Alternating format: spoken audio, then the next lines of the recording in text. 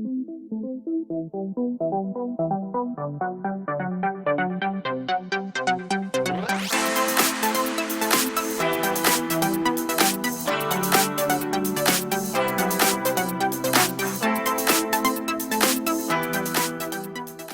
everybody and welcome to another video. So today we're going back to when I talked about selling parts of a board game for spares.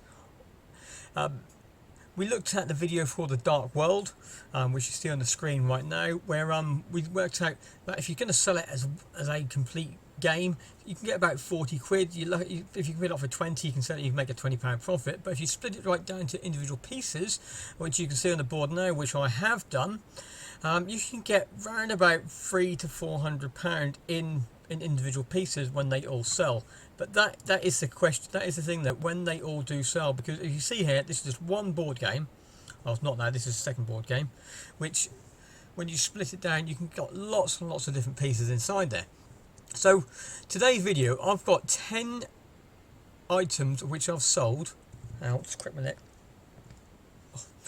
I've got 10 items which I sold during the shop for splitting board game sounds. You see here I've got all these different board games split down, and we're going to talk about how much have I sold them for, and is it worth doing it, and would I carry on doing it. So that's the shop I've got currently. I've got currently 159 individual board game pieces up for sale. So in the last month and a half, 2 months, what's been selling them. So there's no realistic order, because I can't remember which order they come into. But today I did ship out one of these, basically a Trivial Pursuits. This is a light brown cheese with the 6 different colours inside it. So if you see on here, I've got all different ones. I sold a light brown one today for £1.59. That went out for free postage. But when you buy a big game of Trivial Pursuits and that, as we saw from Nick from years and years ago, that you can actually sell the cards and actually get a bit more money for the cards. These games, the complete game weighs more than 2 kilos, so you factor in a £6 to £7 postage mark for selling it, where the game you're lucky to get about tenner. So by the time you buy the game for £1, you sell the game for £10. You take your £6 postage out, you take your £1 thing, and that's £3 left in eBay fees. So is it worth selling the Trivial Pursuits of the full game? Not really. So I always break them down and sell the parts individually, and you get far more money that way. That costs 70p to post it, but I get about 50p for a cheese wedge. But when you add them all up, there's 6 inside the box, so that's £3 already. You've got just selling the wedges, then you've still got your 5,000 cards all to go through as well, and the dice packs. So that's that one. The next thing I do as well now is selling the vintage Monopoly sets. Sometimes I get the boxes are completely damaged, or there's bits missing, or too many things missing. And this game, when I split it down, had a couple of the chance cards missing, and the box is really bad condition, and also I didn't have a board. So I split it down. I sold the money. The money went for £3.50 for the money, plus £1.29 postage. You can see there the main photo is the board, is the box, and then I sell all the individual pieces going all the way down to wallet over there. So as you see, I don't have the chance cards because I didn't have those. And then you've got the individual sets, and people sometimes use these for decoration sort of stuff as well. So they're not just selling for board games, it's also going for the crafty sort of element as well. Right, so this was the first sale of the Waddington's Dark World board game. I took the cards, and I found out there was not a full set. There's meant to be 32 of each card. I had 18 of the hit cards, so I sold them for 99p each, and with 90p postage. I sold one of these cards already, so yes, it does work itself out. And it might just be someone who's got a card missing, or it could just be they want the card for a different game. Hence why I put that on the thing. Hit card, roleplay, D&D, Waddington's Dark World. I put all those in. I always put D&D in because that's what hopefully will bring different people on board. Then this is a new thing I've started to go with. It's the Star Wars X-Wing games. I don't know if you've seen those before. They are quite a fantastic game. I play them with my son quite regularly. We haven't moved on to 2.0 yet. We're still on 1.0.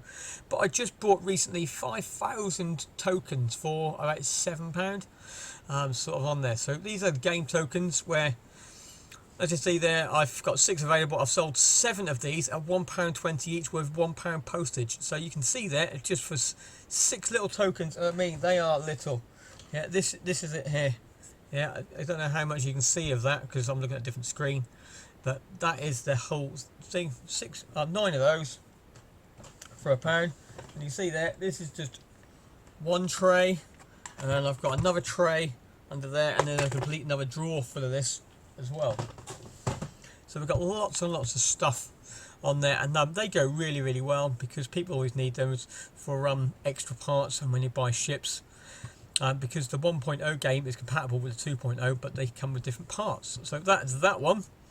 Again with the Star Wars, this is more tokens, just £1 for 1 token for Kylo Ren, with £1 postage. So £1.99 for that little mini disc. And when you think I got like 5,000 of those things, there's a lot of money there, isn't there? It's going to take a while to sell, but then we've also got the John Adams. I had a John Adams Hot Wires game, and this is the green LED, which I sold for £1.50 with £1 postage. If you're not sure what it looks like, so that's the box, the Hot Wires game. There's 2 versions to this. This is version 2. My electric battery boxes, which you can see on the right hand side of the screen, weren't working, and that was the only thing working on here. And I thought, well, actually, let's see how much money I can. The set itself is only selling for like £4 or £5, but if you can sell the pieces for between £1 and £1.50 for a little set of pieces, you're going to make a far more money than just selling for £3-4 for the entire box. And then some people just want just the odd occasional spare part. If theirs is broken, and instead of buying a full new box and having a box doing nothing, they'd rather buy just that one part. So there's that one. Then we've got some more Star Wars. I say this is some more of those tokens. And then with the Monopoly set, I had 2 sets of green houses, and I also had 2 sets of actually the main houses itself. I can't remember how they don't sell for £1 each. They'll sell a lot more than that, but I've sold out of them, and I can't remember how much they actually went for. So, but I do believe they went for. Well, I'll put it on the screen now how much they went for. So and I sold 2 green houses and 2 hotels, and the same person, each person who had 2 sales bought the houses and the hotels, and so both times. So that was a nice little sale into one little packet. And then finally into that game there. Oh, I've deleted it now. Where is it? I sold there it is, a car. So I had 2 of the cars available, and one of the cars went out today. So £1 for the car plus £1.29 postage. And as you see, it's going to go up. The board game goes about £14 in good condition, up to 20 if you can get that. But if you can split the right parts down, or if you get the board game for £1 and you've got and you can make your money out of that, I do believe that's a worthwhile investment of selling those pieces. So would I say splitting the board games down is worth it? Yes, if you want to make the extra money, but in the long run, it's a very, very slow sale. It's not like you get the game, put it on, take a few photos, list it. A few weeks, maybe a month, 2 months later, you sold the game for £20. Yes, I'm going to have to wait maybe 4, 5 months, 6 months, a year to get that £20. But that £20 might then go to 30, 40 or £50, sort of coming on there. So, and it doesn't really take too much space up. Where we got here, this is the Waddingtons complete board game of the Waddingtons, and that sits inside one of these plastic drawers. Just makes it nice and easy. So I've got all these plastic drawers next to me, and each of the board games I sell sits inside the plastic drawer. And I've got 2 lots of, I've got 1, 2, 3, 4, 5, 6, 7, 8, 9, 10, 11, 12, 13, 14, 16 drawers over there. I've got another 16 drawers upstairs, which is going to bring down. So it's a bit easier, and they don't get damaged as much. But you can also put multiple things inside those drawers. Just as long as you label them, you know what you're looking for. My drawers have got numbers on them, so I can hunt them down. But that's it for today. I hope you enjoyed this little video. Click like, subscribe, comment down below. What would you do if you bought these games? Would you just sell it as spares and repairs, or would you split it down, sell it over there, or would you just discard it and get rid of it and then wait to try to find a full game, or would you keep it for your own spares?